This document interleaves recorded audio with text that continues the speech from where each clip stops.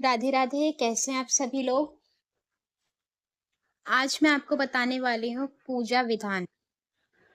आपके मंदिर में कितनी प्रतिमाएँ होनी चाहिए, आप किस तरह से उनका पूजन कर सकते हैं, ये सारी बातें आज मैं आपके इस वीडियो में बताने वाली हूँ, तो आप ध्यान से मन लगाकर सुनिएगा।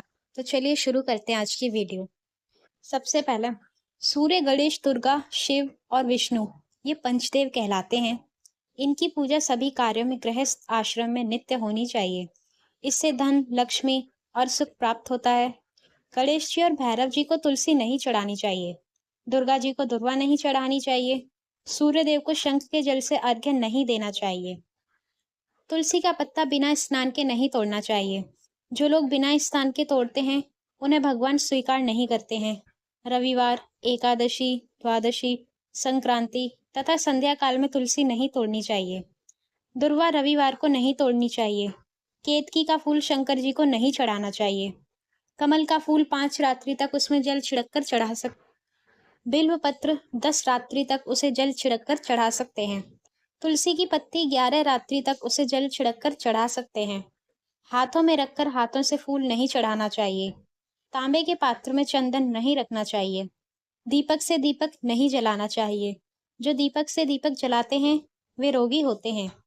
पतला चंदन देवताओं को नहीं चढ़ाना चाहिए। प्रतिदिन की पूजा में सफलता या मनोकामना के लिए दक्षिणा अवश्य चढ़ानी चाहिए। दक्षिणा में अपने दोष, दुर्गुणों को छोड़ने का संकल्प लें। अवश्य सफलता मिलेगी और मनोकामना पूर्ण होगी। चर्म पात्र या प्लास्टिक पात्र में गंगाजल नहीं रखना चाहिए। स्त्रियों और शूद्रों को शंख नहीं बजाना चाहिए। यदि वे बजाते हैं, तो लक्ष्मी वहां से चली जाती हैं। देवी देवताओं का पूजन दिन में 5 बार करना चाहिए। सुबह 5 से 6 बजे तक ब्रह्म वेला में प्रथम पूजन और आरती होनी चाहिए। प्रातः 9 से 10 बजे तक द्वितीय पूजन और आरती होनी चाहिए। मध्याह्न में तीसरा पूजन और आरती, फिर शयन करा देना चाहिए। शाम को 4 से 5 बजे तक चौथा पूजन और आरती होनी चाहिए। रात्रि में 8 से 9 बजे तक पांचवा पूजन और आरती, फिर शयन करा देना चाहिए। आरती करने वालों को प्रथम चरणों की 4 बार, नाभि की 2 बार और मुख की 1 या 3 बार और समस्त अंगों की 7 बार आरती करनी चाहिए। पूजा हमेशा पूर्व या उत्तर की ओर मुंह करके करनी चाहिए। हो सके तो सुबह 6 से 8 बजे के बीच में करें। पूजा नीचे जमीन पर ऊनी आसन रखकर ही करनी चाहिए। पूजा गृह में सुबह एवं शाम को दीपक एक घी का और एक तेल का जलाएं। पूजा अर्चना होने के बाद उसी जगह पर खड़े होकर 3 परिक्रमा करें। पूजा घर में मूर्तियां 1, 3, 5, 7, 9 या 11 इंच तक की ही होनी चाहिए, इससे बड़ी नहीं। तथा खड़े हुए गणेश जी, सरस्वती जी, लक्ष्मी जी की मूर्तियां घर पर नहीं होनी चाहिए। गणेश जी या देवी की प्रतिमा 3-3, शिवलिंग 2, शालिग्राम 2, सूर्य प्रतिमा 2, गोमती चक्र 2 की संख्या में कदापि न रखें। अपने मंदिर में केवल प्रतिष्ठित मूर्ति ही रखें। उपहार यानी कि गिफ्ट में कांच, लकड़ी एवं फाइबर की मूर्तियां ना रखें। एवं खंडित, जली कटी फोटो और टूटा कांच तुरंत हटा दें। यह अमंगल कारक है एवं इनसे विपत्तियों का आगमन होगा। मंदिर के ऊपर भगवान के वस्त्र, पुस्तकें एवं आभूषण आदि भी ना रखें। मंदिर में पर्दा अति आवश्यक है। अपने पूज्य माता पिता तथा पितरों का फोटो मंदिर में कदापि न रखें। उन्हें घर के नैऋत्य कोण में ही स्थापित करें, यानी कि दक्षिण दिशा की ओर। विष्णु की 4, गणेश की 3, सूर्य की 7, दुर्गा की 1 एवं शिव की आधी परिक्रमा कर सकते हैं। प्रत्येक व्यक्ति को अपने घर में कलश स्थापित करना चाहिए। कलश जल से पूर्ण, श्रीफल से युक्त विधि पूर्वक स्थापित करें।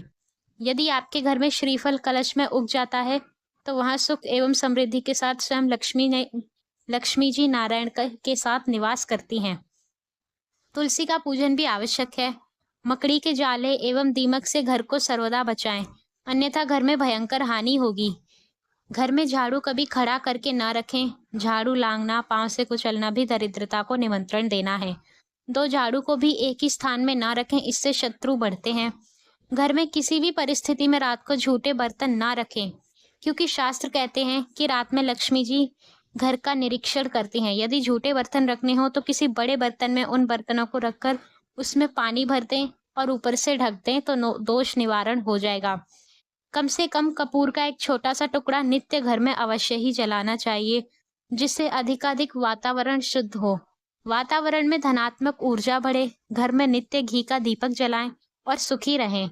घर में नित्य गौमूत्र युक्त जल से पोंछा लगाने से घर में वास्तु दोष समाप्त होते हैं तथा दुरात्माएं हावी नहीं होती हैं। सेंधा नमक घर में रखने से सुख श्री की वृद्धि होती है। रोज पीपल के वृक्ष के स्पर्श से शरीर में रोग प्रतिरोधकता में वृद्धि होती है।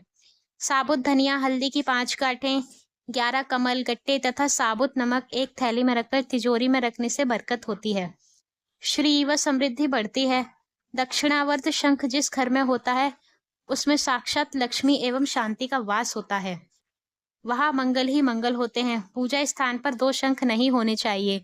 घर में यदा कदा केसर के छींटे देते रहने से वहां धनात्मक ऊर्जा में वृद्धि होती है।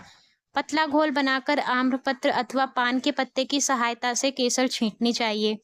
1 मोती शंख, 5 गोमती चक्र, 3 हकीक पत्थर, 1 ताम्र सिक्का व थोड़ी सी नाग केसर एक थैली में भरकर घर में रखें। श्री की वृद्धि होगी। आचमन करके झूठे हाथ सिर के पृष्ठ भाग में कदापि न पोंछें।